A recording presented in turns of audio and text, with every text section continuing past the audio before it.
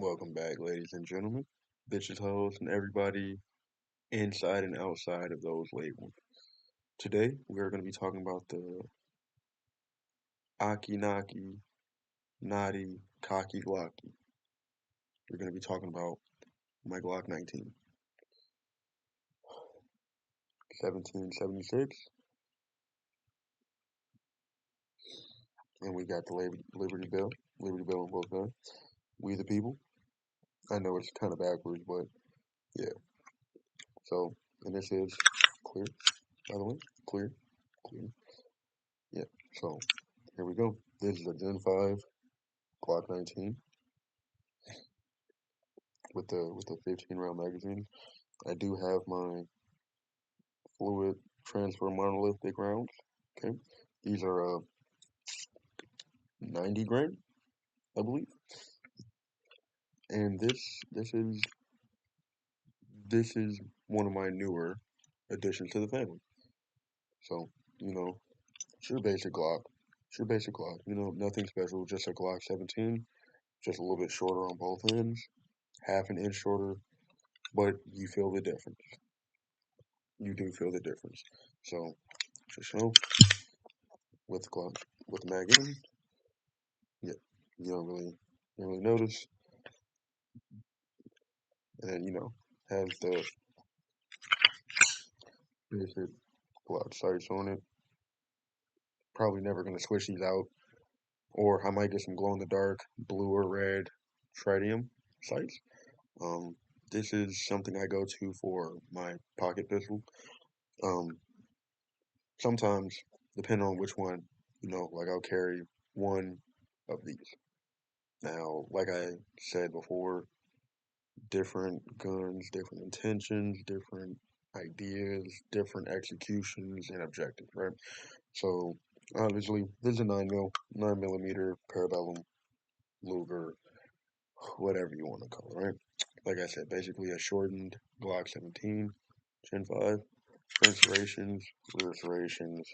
You got your ambidextrous, slide stop, and all that good shit. Basic Glock. I've put like 200 rounds through it. I like it. I need to lube it up a little bit, clean it.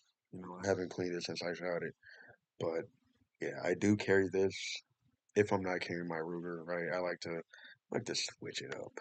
I like to do my thing, right? I like to spontaneously combust, you know. And just for comparison, you know, this is these are not.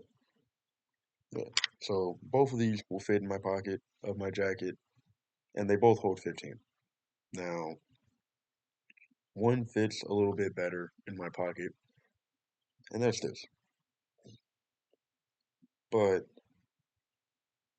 it fits a little more loosely, whereas this one fits snug.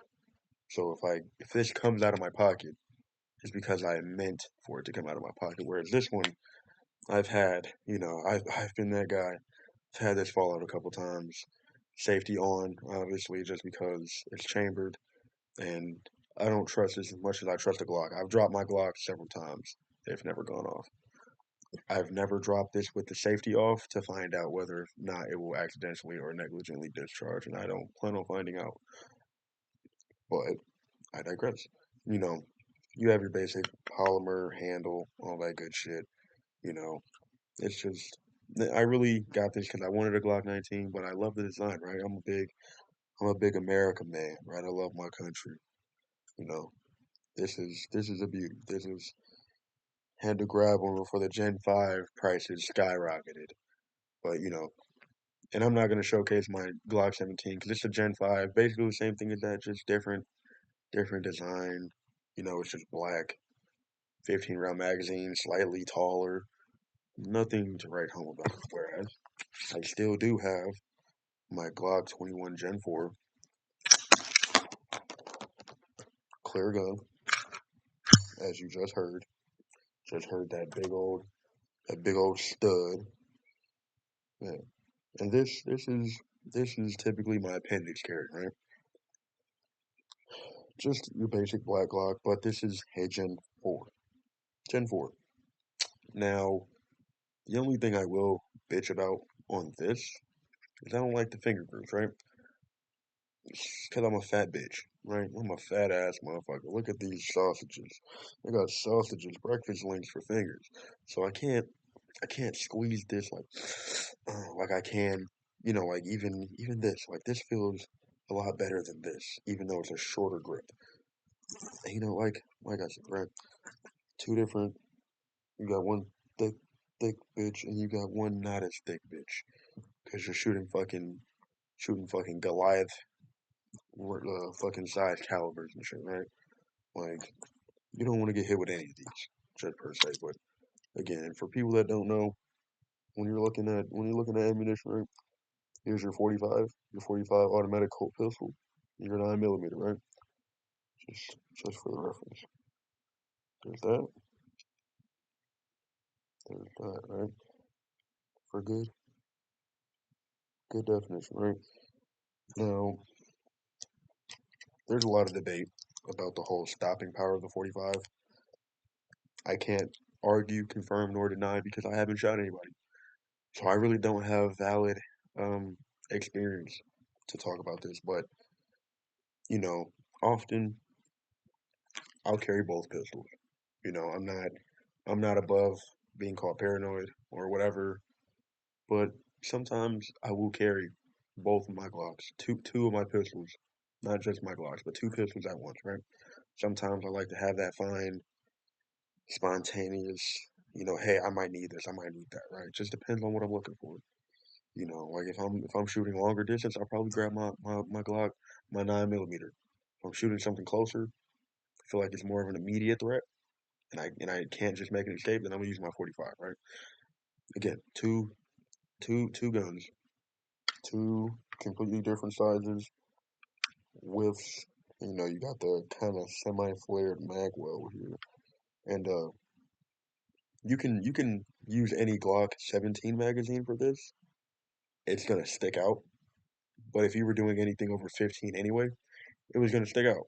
So you can put a 17, 19, 22, 33.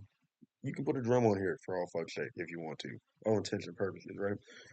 This one, Glock only makes 13 round magazines for this. Why? I have no idea. I mean, the 40, the Glock 22 and 23 and whatever fucking other 40 they make, they get 22 round magazines. 22.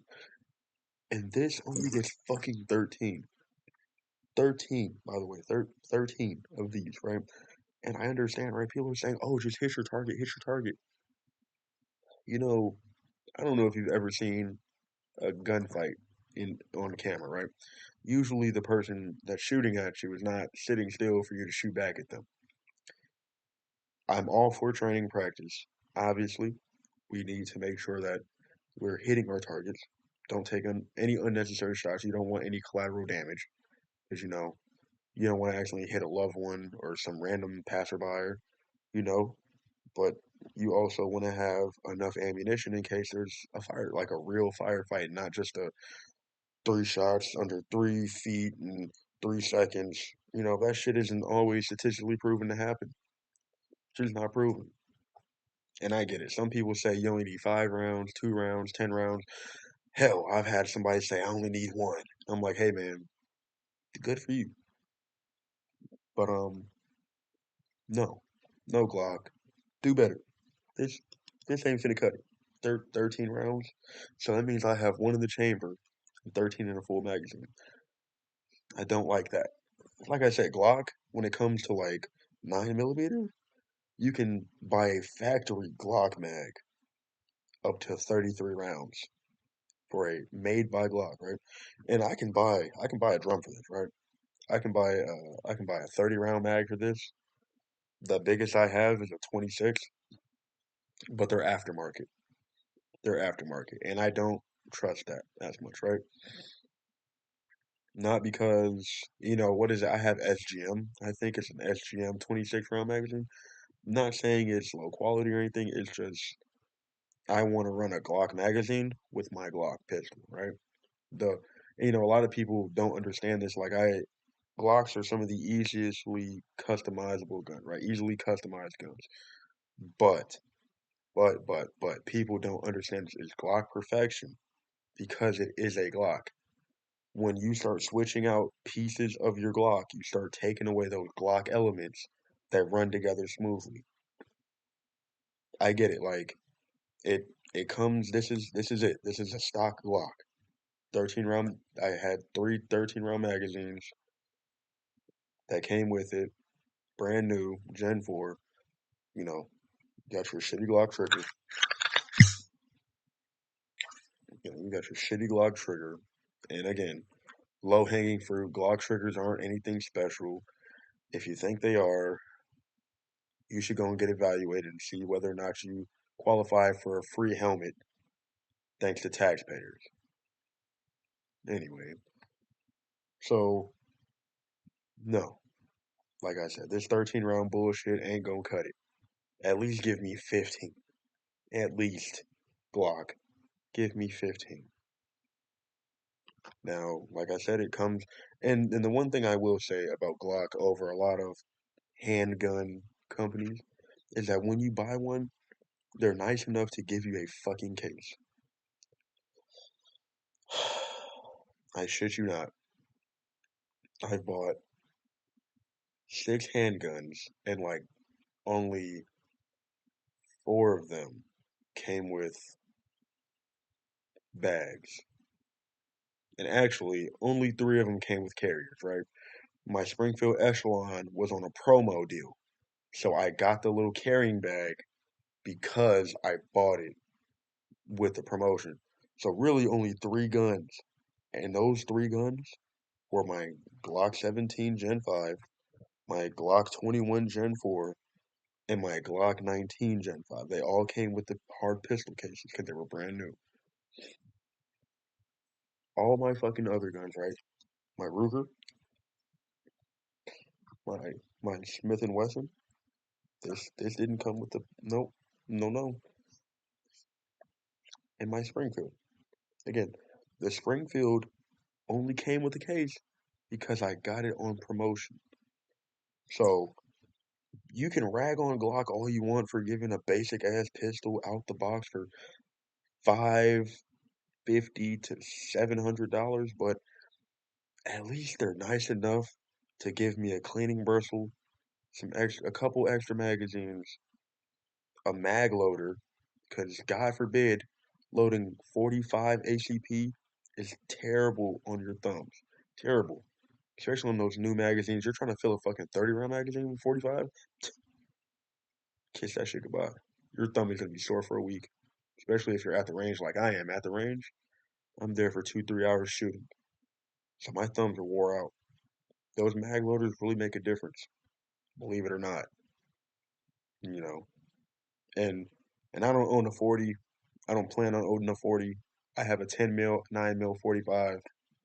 I don't need a 40. I'm never gonna buy one. If somebody gives me one for free, I might take it. I probably won't though, because I don't really see the point of having a 40, because I can either go up to 10 mil, down to 9, up to 45.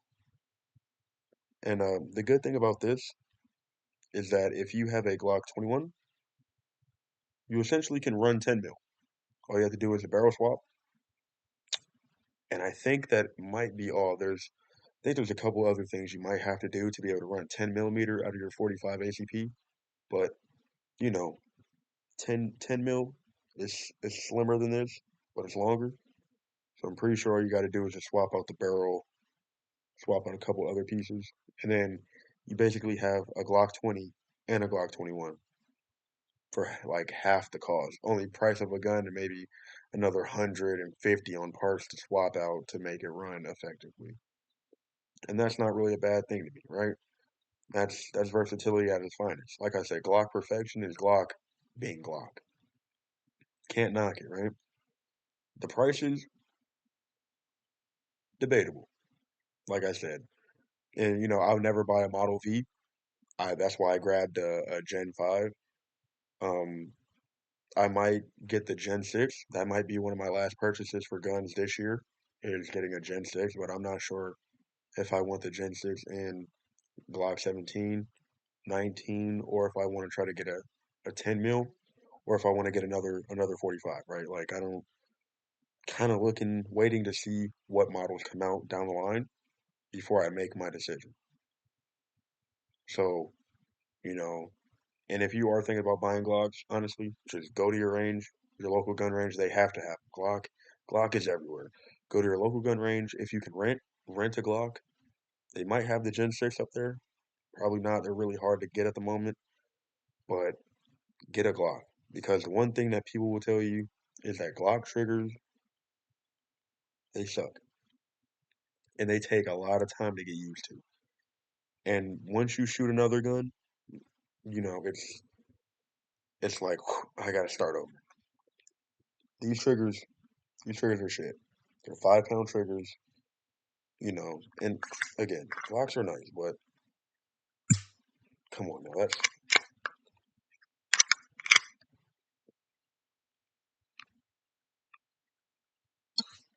now, that's too heavy for me, right? That's like I said, I might trust this enough to carry near my crotch, but the triggers, the triggers leave a lot to be desired. But you know, and God, Glock is just so. And like I said, I'm not a Glock. I'm a Glock fanboy. I love Glocks, but easily my Springfield X1. I love it. I love this a lot more than my Glocks. Although I carry my Glock because, like I said, it's the only thing I trust carrying near my penis because God forbid I blow that off. You only blow that off one time. You never blow it off again. And I don't really want to take that chance with anything else. So that kind of wraps it up here. So stay safe, defend yourself by any means, be kind to others, and don't stop fighting the good fight.